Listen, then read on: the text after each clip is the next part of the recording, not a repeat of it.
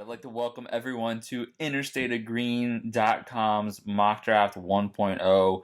We do these every year. Normally we don't do video, but we thought it was finally time to get a video going because everyone loves YouTube. We watch mock drafts all the time on YouTube, and we got to watch our own because our own is always the best. So I am Rich Wilhelm, and I am joined by Alberto Torres, who you'll see that our mock draft dropped earlier this week. It's on the website, interstateofgreen.com, and we'll put the video on there as well, and obviously you're watching it on YouTube, so it's on YouTube already. This draft is definitely loaded with a lot of great players, lots of wide receivers, lots of offensive line, a lot of good quarterbacks as well, and pick number one, we're starting with one of those quarterbacks. This is probably the most no-brainer pick in the entire draft. We agree on this one. The Cincinnati Bengals are without a doubt going to take Joe Burrow. I don't think that they're actually listening to any, trade requests. I think that's all just smoke. There's no reason for them not to pick Joe Burrow right now. Andy Dalton, obviously, he's not the guy. They would get to the playoffs, lose in the first round, and last year, it was a disaster, even though he didn't play every single game. Joe Burrow is going to put, fire under this team. A.J. Green's going to come back, Joe Mixon, get the offense going, and you just got to rebuild this team from top to bottom. It's good to start with a franchise quarterback. What do you think about Joe Burrow here? I know you agree, but why do you have him going? I agree with Joe Burrow because I don't think the rumors are true that he's like, I don't want to go there. It's a bad franchise. He's from Ohio. He's from humble beginnings, and he won a championship with them. And he's like, why wouldn't I want to bring a championship to Cincinnati? You know what I mean? Like, they're deserving of it for as much as we can criticize them and, the Bungles, they bungle everything and everything like that. I think they need that quarterback. I think he's the guy there. He's not the main piece. There's other pieces that have to be built around him, but he's a start. Absolutely. Joe Burrow, I think, is a good quarterback for him. Yeah, it's a good place to start. Franchise quarterback, get it right out of the gate. Perfect. Number two, we both agree on. The Redskins are going Chase Young.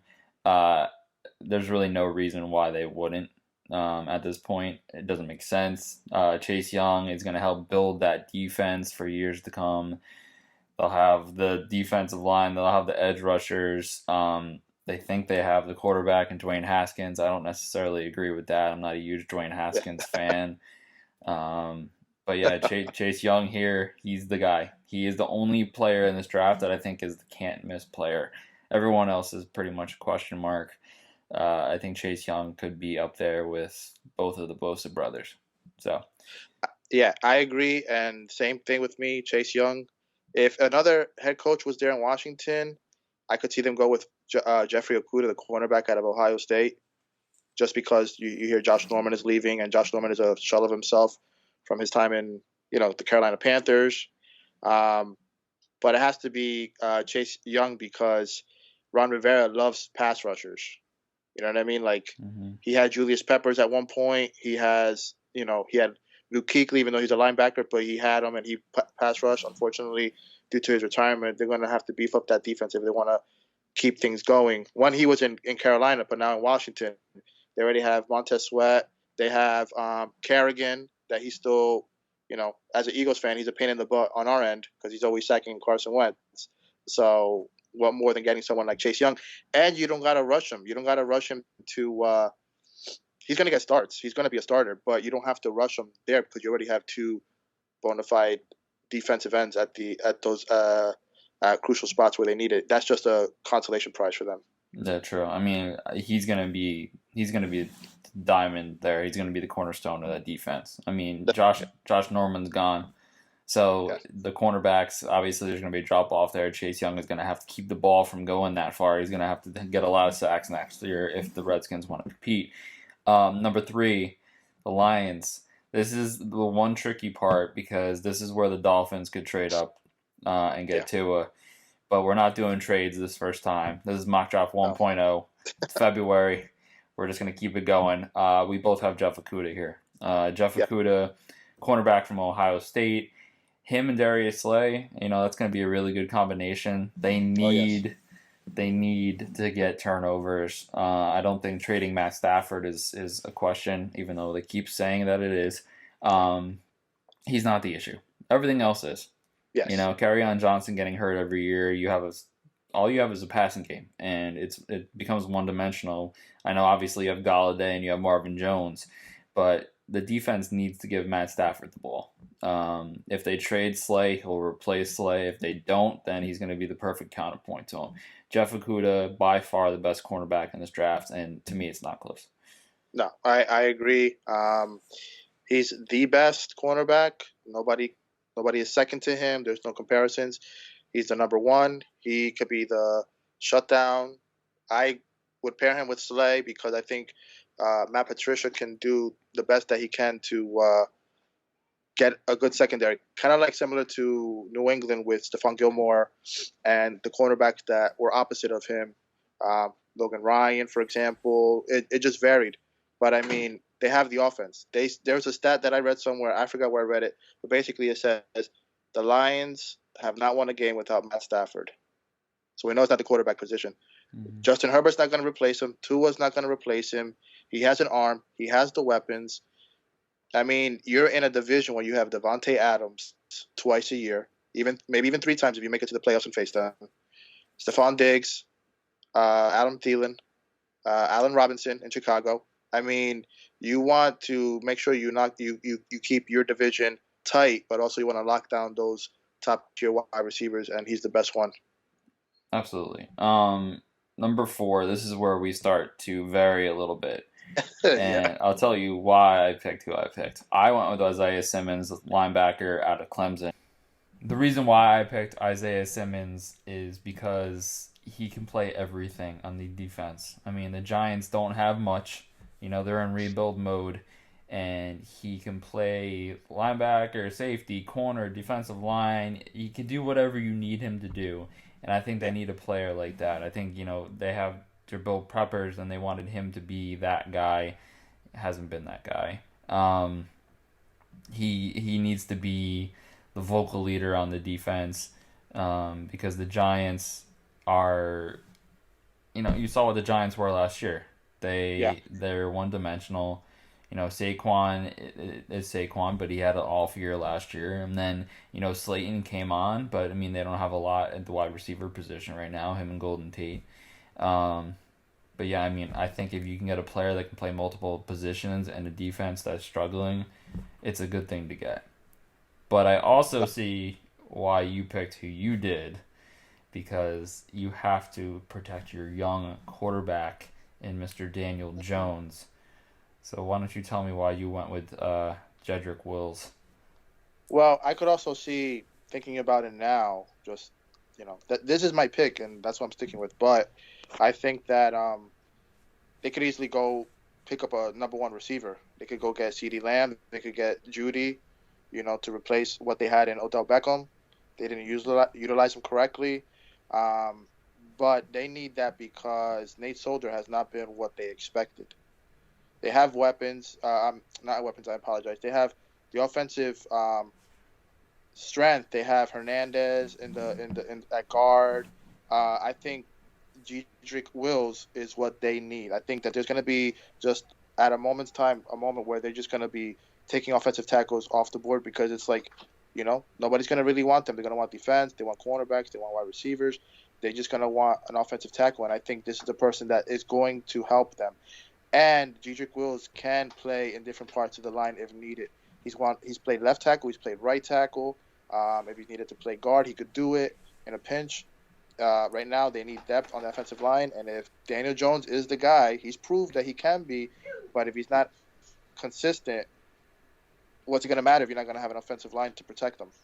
Yeah, absolutely. I mean, both picks are solid picks. I think those are the only 2 logical picks for the Giants at that point. You either go offense or you go defense. They need both. So yes. The next pick we have is to the Dolphins, and it's the same pick. Yes. We both have the Dolphins taken to I don't know if he's going to be taken here at 5 or if he's going to go at 3 with a trade up.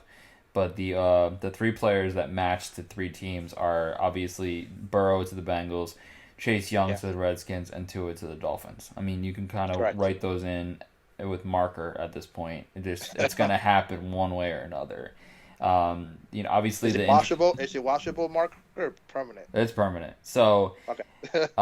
with Tua, I mean, you know that there's the injury concerns. You know that it's going to be risky to take someone at 5 who could Yeah. maybe never play if he gets hit one more time. Yeah. But I mean, the way he played in Alabama, he's worth the risk, especially Yeah. for a team like the Dolphins. You have a lot of picks. Obviously a top 5 pick is brutal to lose, Yeah. but it's a risk you got to take. I think he's light years ahead of Herbert. I think Yeah. he would have been in the conversation for one with Burrow. I think it would have been literally a coin flip. So at this point, I say you got to go with Tua and see what happens if you're the Miami Dolphins. Yeah. I agree. Tua's the guy for them. You don't have to rush him because you do have Fitzpatrick. You have Josh Rosen. You know what I mean? I know they haven't utilized him correctly. Not saying that he's the savior there.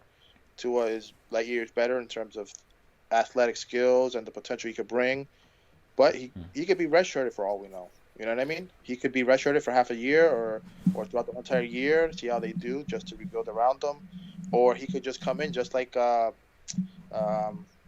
Lamar Jackson came in towards the end of the year, where they benched Joe Flacco and he won like the last 7 games I think it was Mm-hmm. in his rookie year. He could come in, take over, prove what he has, and you don't have to rush him. And again, that's a luxury pick, but it's a need that they have also. So it's both luxury and a need. And uh, the Dolphins, they learned their mistake.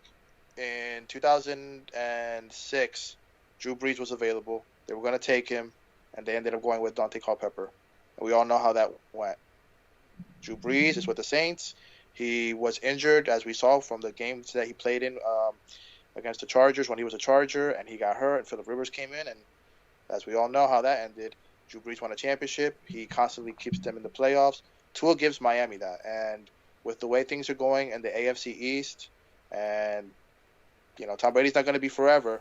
There's going to be a lot of competition in the AFC East with the Bills, with the Jets, with the Dolphins, with the Patriots to an extent. I think he's the right guy, but you don't have to rush him due to the injury. But you could also take the risk that he's going to do what he can and be like, at least we took the risk with this guy. So even if it's a risk with the injury, at least you guys say, at least we took a risk and we know what we went with, what we decided and we went through it. And we don't have to second guess it. Yeah, absolutely. I mean, and at this point, the Dolphins, they overperformed last year. No one thought they were going to win a game. You absolutely have to redshirt him. I think you can't start him behind the line that you have currently. You give Ryan Fitzpatrick another year. Ryan Fitzpatrick is going to win you 6 games. I mean, he always does weird stuff. He'll come in and he'll win and then he'll suck and he'll win and he'll suck and he'll sign a contract and he'll suck. I mean, it's the cycle of Fitz magic. So at 6 here, we vary again. For the Chargers, the reason why I picked the pick I picked, say that 5 times fast, is because this is the only situation where you know that the starting quarterback from last year is not coming back. The Chargers already made it clear that, Phillip Rivers, they're going in different directions. Right now, Tyrod Taylor is the starter. Tyrod Taylor, he was serviceable, especially when he was with Buffalo. But you need a quarterback in there to be the guy. And that's why I went with Justin Herbert. Quarterback out of Oregon. He is, he's poised. The way he plays, he looks and he plays like a typical franchise quarterback. I mean, he's got all the measurements you want. He's got the arm strength you want. Obviously he's not Burrow. Burrow is in a different league. Tua is in a different league when he's healthy. But for me, Herbert is without a doubt the clear-cut number 3. I think 6 is very high for Herbert. Yes. But at this point, I mean, the Chargers don't pick again. So it's either take him now or he's gone. So Correct. You got to risk it for the biscuit sometimes. And for me, the Chargers are doing that at 6. Now for you, the Chargers are going Tristan Wirfs. Correct. Now Tristan Wirfs, I guess that you are protecting the Tyrod Taylor quarterback of the future here, or maybe they add someone in free agency if you're thinking like a Tom Brady or something else. Um, but I No, understand you need to I am rebuild that not. line.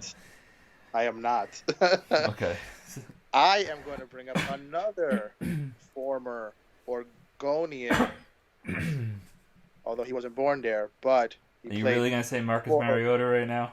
Marcus Oh no! Mariota will become the quarterback of the Los Angeles Chargers. All right, I'm gonna give you a hot take right now. Okay. Tyrod Taylor is better than Marcus Mariota. No. I'm not disagreeing with you, Yeah. but people don't know how to utilize Tyrod Taylor to his strengths, and I don't think the Chargers are, unfortunately, that smart enough to, you know, to realize that. So they're going to go with somebody and overpay them just to say, oh, we brought in a quarterback and whatnot. I agree with you. I think Justin Herbert should be the guy. The reason why I'm sticking with Tristan Wirfs is because I think they're going to bring an established quarterback and build from there, and possibly in the later rounds land somebody that they can develop and go from there.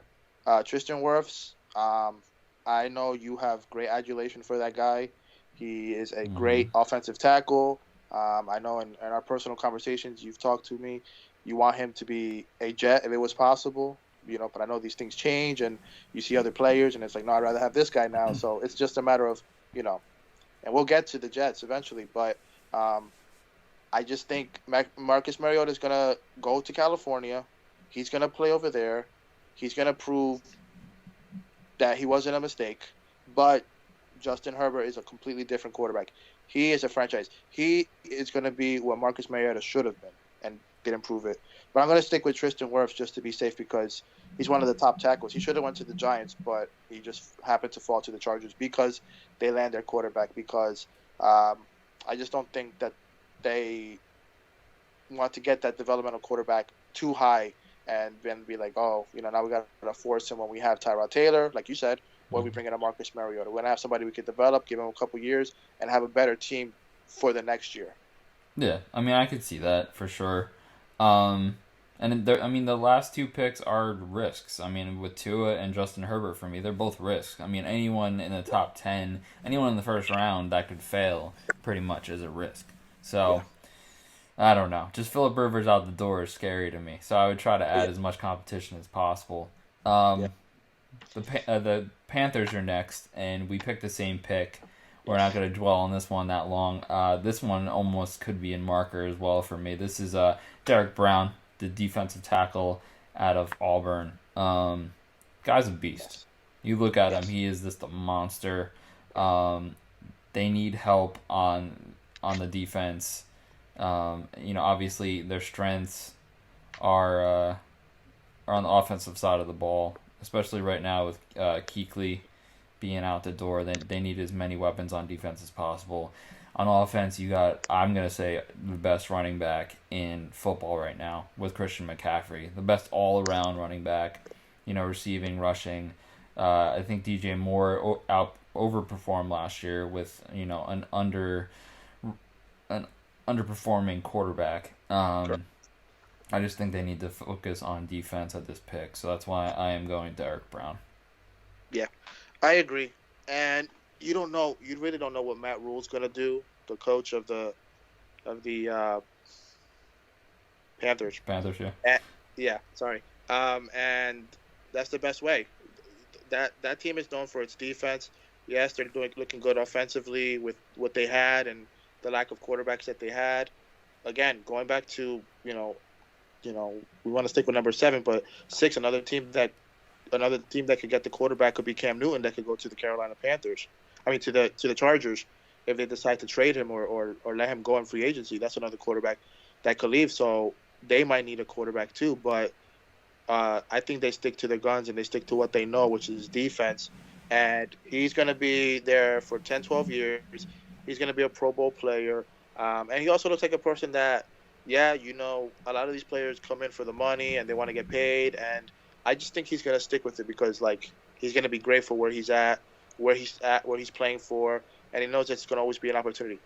The NFC South has always been a league where it's barely the case where the team always wins the division more than once. You see it time and time again. 1 year is Tampa, 1 year is the Falcons, 1 year is the Saints, 1 year is the Carolina Panthers.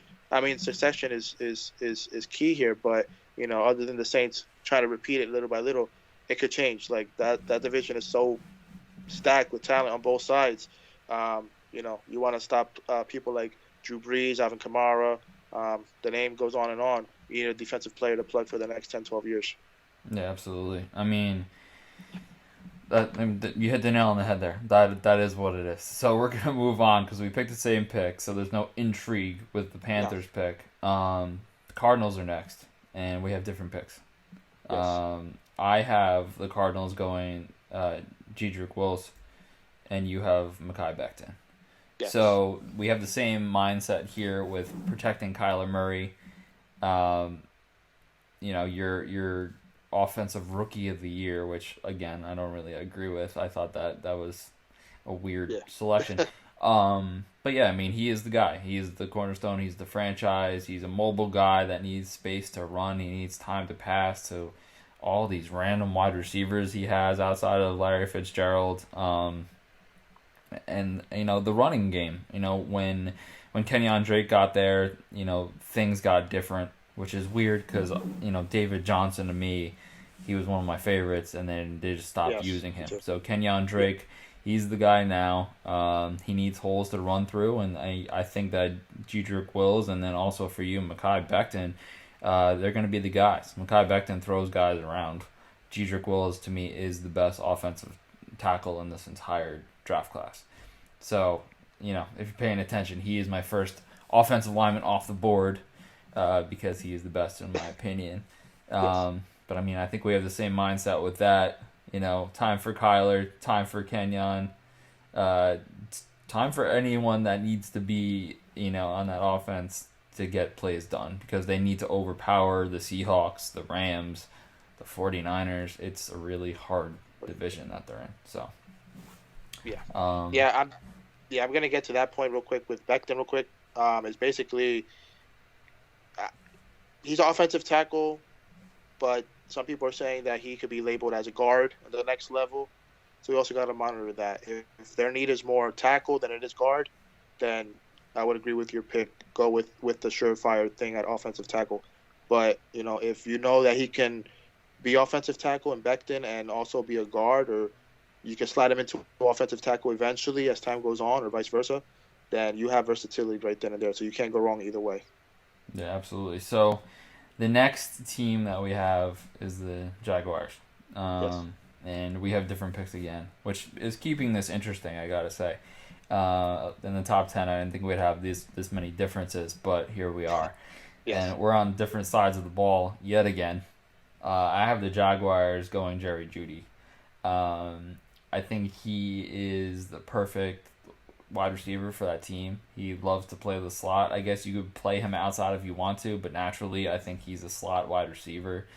Um, D.D. Westbrook underperformed last year. You need a guy for Gardner Minshew to succeed with. I don't think Yeah. Nick Foles is ever going to get his starting job back because the thing about Nick Foles is he sucks everywhere except for the Eagles, which is what I was saying to everyone. If you guys listen to the Yes. Code Green radio show in the past, I said this every week. Nick Foles is nothing unless he's in Philadelphia. So, You told me to. congratulations. Yeah. Congratulations, Gardner Minshew, on keeping your job. Jerry Jeudy is going to be a 1,000-yard receiver. He is just so agile. He has everything you want in a wide receiver.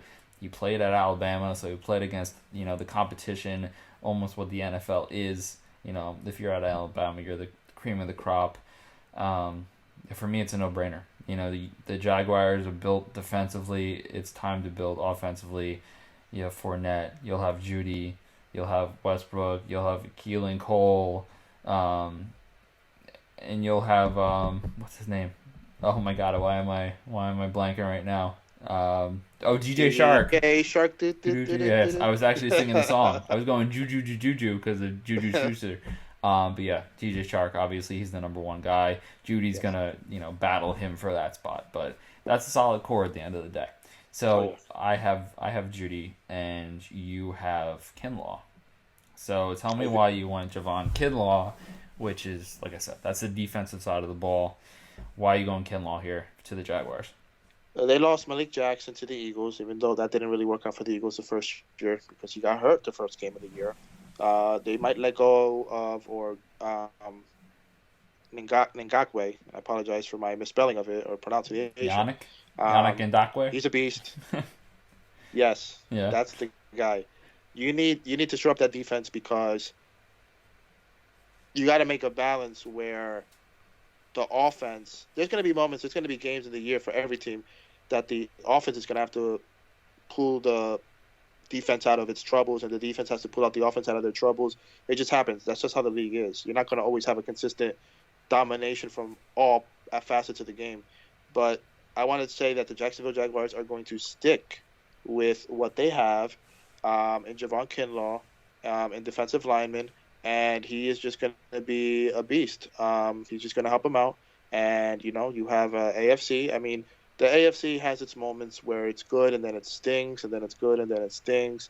So I really don't know which way they're going to go. But, I mean, it's pretty competitive. You can win that division easily at 9-7 and make the playoffs.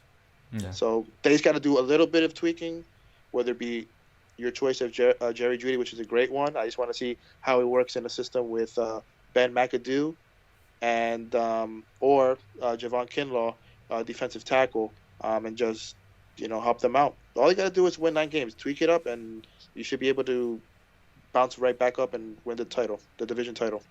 Yeah, I mean, it's a division where anyone can win any year. I mean, you look at the Titans, the Texans, both of them made it far into the playoffs.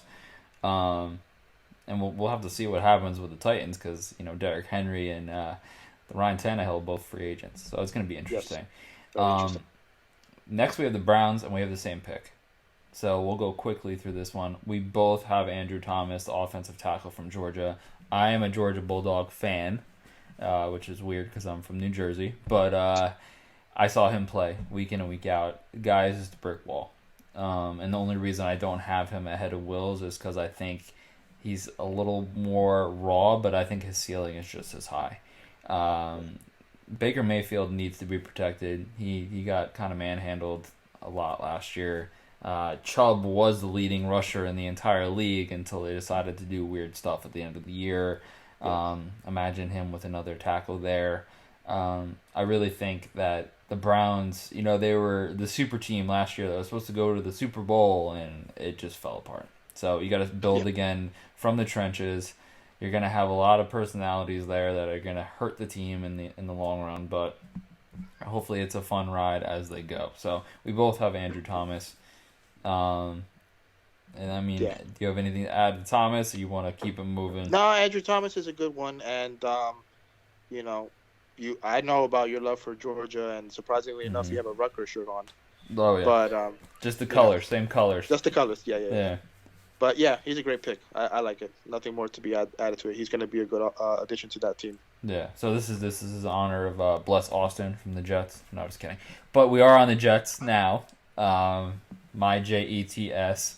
Can't lie, I am a Jets fan, which not a lot of people want to admit because it's a terrible fate. But here we are.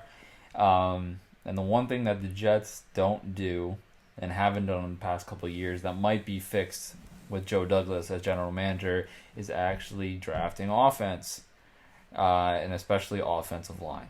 So for me, the Jets' pick here is Tristan Wirfs. Tristan Wirfs is my favorite offensive tackle in the draft, and that's saying a lot because I am a Georgia fan, so I watched Andrew Thomas. And Wills, his ceiling is so high right now. But I think if you look at Tristan Wirfs, you look at someone who's going to come in day one and maybe not miss a snap his entire career. He is a journeyman. He is strong, and he played at Iowa. And for me, it's harder to be in the top 15 when you're at a school like Iowa. It's not Alabama. It's not LSU. I mean, you're playing. I'm not gonna say the second-rate school because it's not, but I mean you have to shine week in and week out, and Tristan Wirfs did that. I mean, he is a dude that's gonna kill it at the combine. People are gonna see it at the end of February. He's gonna just score off the charts with everything. So for me, build in the trenches, build that offensive line, protect Sam Darnold at all costs because it didn't happen last year. The run game was atrocious for the Jets. Le'Veon Bell looked like my uncle running the ball on the field. He couldn't get more than, what was it, 3 yards a carry. It was bad. Very bad. If you keep Le'Veon Bell, you need to build a line for him and Darnold. Give Darnold some time. Give Le'Veon some time. For me, this is a no-brainer. It's either got to be offensive tackle or wide receiver, which is what you picked for the Jets. And you picked Jerry Jeudy. So let's talk about Jerry Jeudy to my Jets. Why does that make sense to you? Well, Jerry Jeudy, I think he's 1A to CD Lamb's 1B. You could say good things about either one, and I think he's just his talent. Like, he could play anywhere across the line. He could be a slot. He could be a number one receiver. He could complement the Jets well. They need it. I mean, yeah, you have Crowder, you have Robbie Anderson, but that's still up in the air because who's to say if he's going to stick with the Jets or he's going to sign elsewhere. So you're going to need weapons. Yeah. But yes, I agree with you in the sense that you guys need offensive line, and Joe Douglas did come from, as being an Eagles fan, he was an assistant GM with Howie Roseman, so you know that the Eagles always like to build up on the line, and if Joe Douglas can bring that to the Jets, that's just going to be better for the Jets. But I think Sam Darnold has a lot of talent. They can use him the right way. He can play with lesser talent. I mean, this class is loaded, like especially at wide receiver. Offense is very good, but I mean, it kind of drops off at a certain level. Wide receivers, while they have the top receivers like Jeudy and CeeDee Lamb, you guys could get a diamond in the rough later on, and he could be your number one for 10 years plus. And we were like, who was this guy? He was from Stone Mountain College, and we don't even know who the guy is. But I just think they're going to go with a receiver because they want somebody to be the quarterback-receiver relationship for many years. Sam Darnold is still young. Jerry Jeudy is obviously young, and I just think he's the guy that can help them take them over the top and win the division for the Jets. Yeah, in 2020. The only reason why I'm cautious about Jeudy, and I shouldn't be because obviously he's a baller, is because I feel like the only wide receiver on the Jets that is doing anything right now is Crowder, and they play a similar position. So I mean, if I'm the Jets here, let's say that Tristan Wirfs, all the offensive tackles are off the board, I'm going CeeDee Lamb, just because he is the outside threat that they haven't had since Brandon Marshall. But I mean, that wasn't like a homegrown Jet. It would be like a Lavernius Coles type player. Keyshawn Johnson and Al Toon. If you want to go back in time, the Jets have not been that great at wide receiver, based on how far I just went back with 3 guys. But this is going to be a year where it's loaded, like you said. If you want to go in the second round and get a guy like Justin Jefferson, he might be there. You look at Brendan Ayuk or Laviska Shenault. If they fall, you're gonna be snatching them in the second round without a doubt. This next team is now the Las Vegas Raiders, which is still weird to say. It is. Yeah, and we have 2 different picks again, by the way, which I'm liking that because it's giving us banter back and forth. The guy I just said that I would have snagged for the Jets if the tackles are off the board is who I have the Raiders going at 12, which is CeeDee Lamb. CeeDee Lamb is everything that they wanted in Antonio Brown without the police standoffs.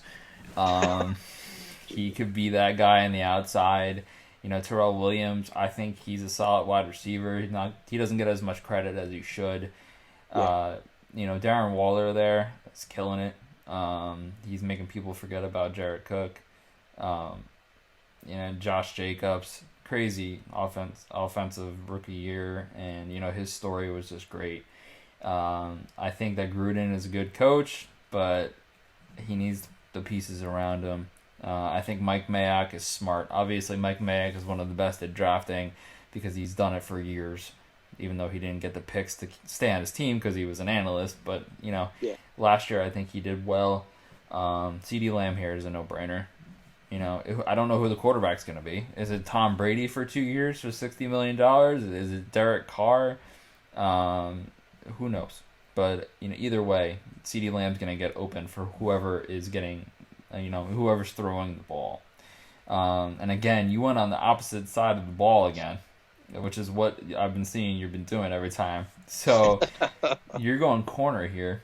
Yes. You're going Kristen Fulton.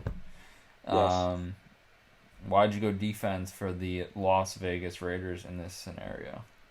I mean, you're in the AFC, and we've seen that the AFC has won the Super Bowl already the last 2 consecutive years, and the Chiefs, they're not going to slow down anytime soon. They have to face the Chiefs twice, the Chargers, the Broncos, and yeah, maybe they're a bit. They could compete better with those teams. Um, but like everybody's going to be chasing the Chiefs, especially in the AFC. And you need cornerbacks that are going to defend.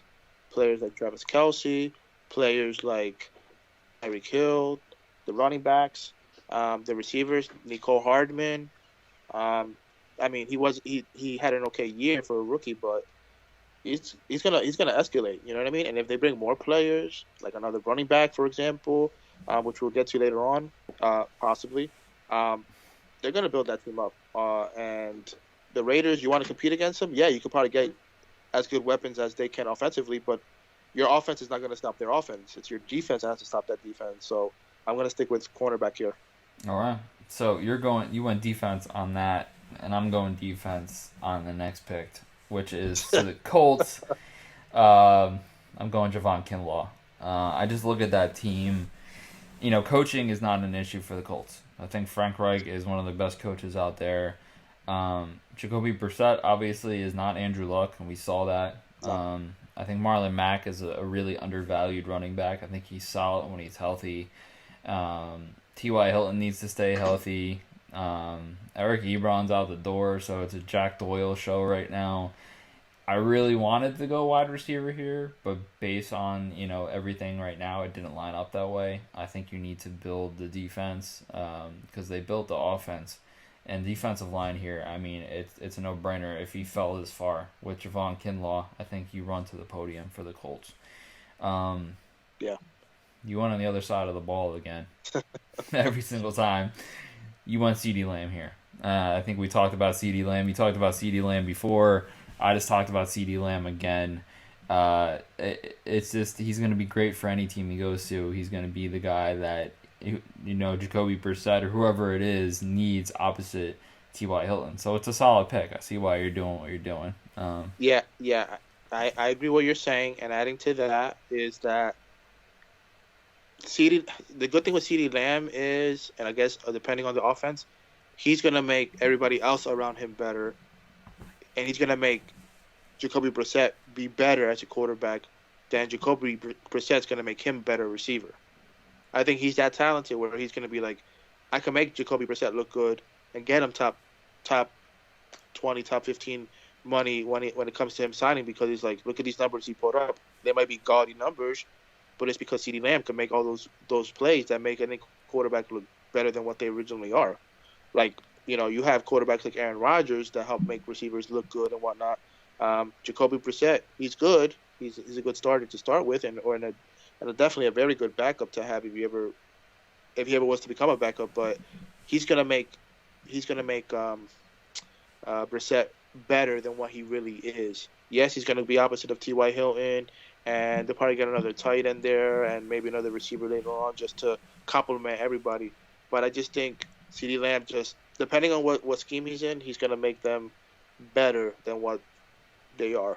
There's very few quarterbacks that the quarterback will make a person like CeeDee Lamb look as great as they are. He's just going to make them and the whole team look better offensively. It's the anti-Tom Brady effect, where you can have like people come off the street. Tom Brady makes them look like Pro Bowlers. Yeah, I get. Normally, it's the wide receiver that makes the quarterback look good, and I think CeeDee Lamb's definitely going to be that guy. He's just so talented. So, the next pick, we actually both went on the offensive side of the ball. We just went completely different positions. I have the Bucks going Mekhi Becton here, offensive tackle out of Louisville.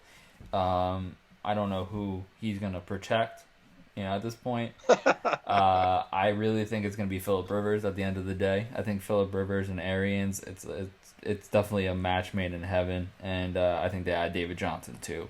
So I think they're going to have two huge splashes in free agency. because Jameis, even though he might now have 20/20 vision, his vision last year was blindfolded. The 30 picks, obviously, it's not something you can do. I don't think, No. it's if Arians had half of that from Jameis Winston, there's possibility that they competed with the Saints. But yeah, I think you need to build the offensive line. You start building through the trenches, and if you're gonna add a free agent quarterback, now is the time to do it. If you keep Jameis Winston, same thing. He needs to be protected. He's a mobile quarterback. Philip Rivers is old, so if he gets hit, he might just break in half. So you're gonna have to protect him for sure. Yes. Mekhi Becton, even though I think he's the rawest out of the four, I think without a doubt he's the most raw out of the top four offensive linemen. He definitely is the most athletic. So he can move around with a mobile quarterback, or he can move people for a non-mobile quarterback. That's a Yeah. quote. That's a quote right there. So you went the non-Philip Rivers route on this one. You think that they're just gonna say enough is enough. Let's go young. It didn't work with Jameis. It's gonna work now with Justin Herbert. So, in your description on interstateofgreen.com, you put wise decision. Left it at Yes. that. Man of little words in this one. So why is it a wise decision? Well, before I get into that one, I want to agree with you on the possibility of your pick being a reality with having somebody like Philip Rivers. If you look at Tampa Bay and the way that they're playing and their size at receiver and whatnot, you can say Tampa Bay Buccaneers are basically the LA Chargers of the East, of the South, but like of the eastern side of the United States. Um, Mike Evans is basically like a Keelan Allen, but better and healthier. Um, they're just big, and that's what Philip Rivers likes. Like, if you ever seen in his career, the majority of all his players have been like 6+. Mm-hmm. Running backs 6 feet, Yeah. and now they just had like smaller running backs. Tampa Bay, LA, same weather, basically same weather patterns, almost like heat wise. Um, Philip Rivers found a home there in Florida to live there, so there's a possibility there with that too. And Arians is going to get the best out of Philip Rivers. But with my pick, I picked Justin Herbert because I feel like they need to go younger. Um, uh, Jameis Winston and Marcus Mariota were the busts of their respective classes. They could still play in the league, but they're not. They're not the starting material that you expect or hope for, unless if they land in a situation where they're like, it works out for them. I think Justin Herbert's the guy. He could come in if they already have somebody there, and they just want Justin Herbert to just grow and not be rushed. Then that's fine. But I think Bruce Arians could get the best out of Justin Herbert, and he'd be the great coach for him to help mentor him. You know what I mean? Like he coached with the Arizona Cardinals. He got that team in the playoffs, and they were a tough team. And if they bring somebody like David Johnson, and it's just the offense is there, so the quarterback has just an easier job just to get everything going. Yeah. So I like Justin Herbert, and he fell too. I mean, somebody would have probably picked him up earlier if they needed a quarterback, and he just fell to the right team. Absolutely. So I mean, I can see Herbert there. It makes sense. I wanted to put Herbert there, but Herbert was already taken, and I couldn't put Love there because I think Love was a little too high at that point. So I went with the No love trenches. for love. No love for love at this point. When in doubt, go with the trenches. So that's Yes. why I went offensive lineman there. The next team we're going with is the Denver Broncos. For me, this was an easy one. I went with Christian Fulton simply because I don't think Chris Harris Jr. is going to be there anymore. I Agreed. think they need a replacement, and when it comes to replacements, LSU is a good place to go, especially for secondary, for corner, for safety, which we're going to see later, but a quarterback, obviously. But yeah, it's just a replacement for Chris Harris at the end of the day. You went with an old fossil to this new shiny toy, and I think it's going to be like a nice transition. I don't think it would be that much of a transition. I think they're really both great players. You're just going to get one for a lot cheaper, and then you can get Chris Harris out the door, save on salary, and build around Drew Lock, because that's what you're going to have to do. I don't think Flacco has a future in Denver. I don't think he has much of a future in the NFL at this point. So for me, Fulton, cornerback, Broncos.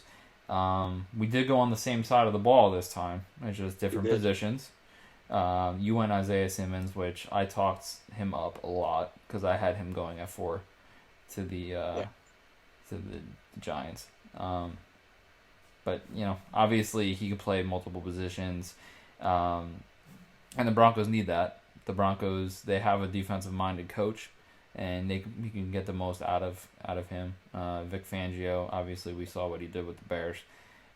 Couldn't do it with the Broncos last year.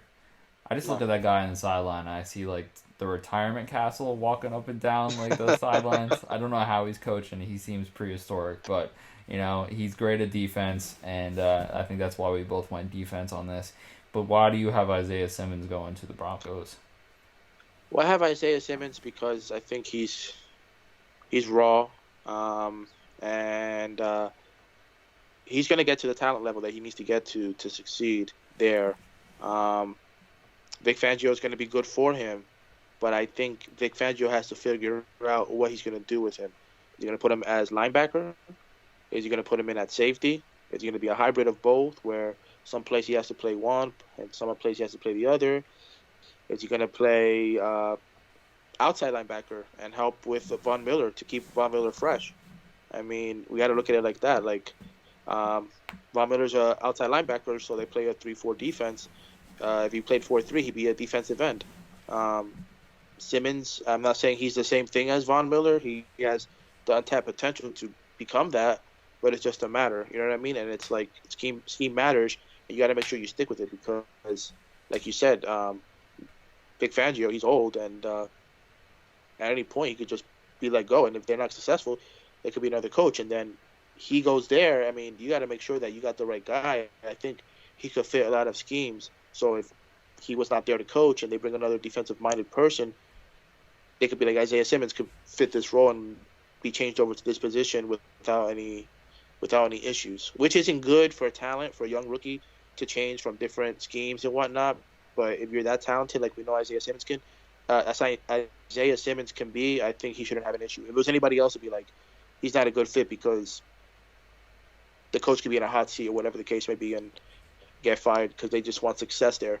And plus, Isaiah Simmons is going to be good because, like I said before, and I'm going to keep repeating it countless times, Kansas City offense is scary.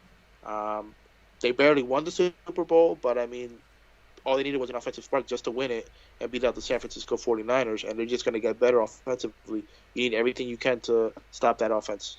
Yeah. So, I agree completely, and it's good to be halfway through the first round, and on the 16th pick, Yes. we finally agree on a player again. So at Ooh. 16, we both agreed that AJ Epineza is going to be the guy for the Atlanta Falcons. And this is kind of just process of elimination. I don't think they need wide receivers. They got Julio, they got Ridley, fantastic tandem. I think they do need a running back. I don't think Freeman's going to be there. I wouldn't go, Swift this high for the Falcons. They're set at quarterback. They got Matty Ice. And then you just saw the defense give up tons of points last year. Yes. You go all the way back to the Super Bowl when they're facing the Patriots, and all you need is to maintain a lead, and we saw how that went. So I think you got to continue building on the defensive side of the ball. Having an edge rusher like AJ Epineza, it's a solid player to have. You got to keep adding. I don't think Tack McKinley last year did as much as he could have. I know we remember Tack McKinley from the NFL draft. Yes. I wasn't going to say anything, but yeah. Oh yeah, his soundbite is one that I'll always remember. Definitely entertaining. He just needs to be a little more entertaining on the field, and he'll be fantastic. But like I said about Tristan Wirfs, you got a guy at Iowa who has to perform at a high level every single week because he's playing at Iowa. He's not Alabama, not LSU, not Georgia. He's not Oklahoma. You know what I'm saying? So he was a beast, and he's going to be a beast for the Atlanta Falcons. So why do you agree? Well, I agree with everything you said. I mean, I don't have to add more to it other than the fact that they've gone to that well at pass rusher, at defense. It's like as you know, I come over your house every year to watch the draft, Hmm. and the Atlanta Falcons is picking a defensive lineman, a linebacker, defensive end, something in the front of that defensive line, or just to help the defense. And it's like they're talented players. Like the players they pick, we know it. Like they're gonna lose out on Vic Beasley this year if he doesn't Hmm. re-sign with them. Well, they already Um, said he's out the door. well, yeah, It's weird okay, what they did with him, putting a post on Twitter saying we're parting ways. Like what? yeah, Why would you do that to someone? It's like a breaking up with someone via text. yeah, exactly. Yeah. Be like, why did you call me? I didn't have signal, but you could Yeah. text me. Yeah. Um, Exactly. so I think he's the guy, and I think he's the guy that's gonna work it out for them and just make everybody around him 10 times better. Yeah, exactly. So I mean that concludes the first half of the first round. We're gonna do 2 rounds. We have 2 rounds done. I don't know if we're gonna be able to fit 2 rounds in this long video, but we're halfway through the first round and we agreed on the last player, so that's a good thing.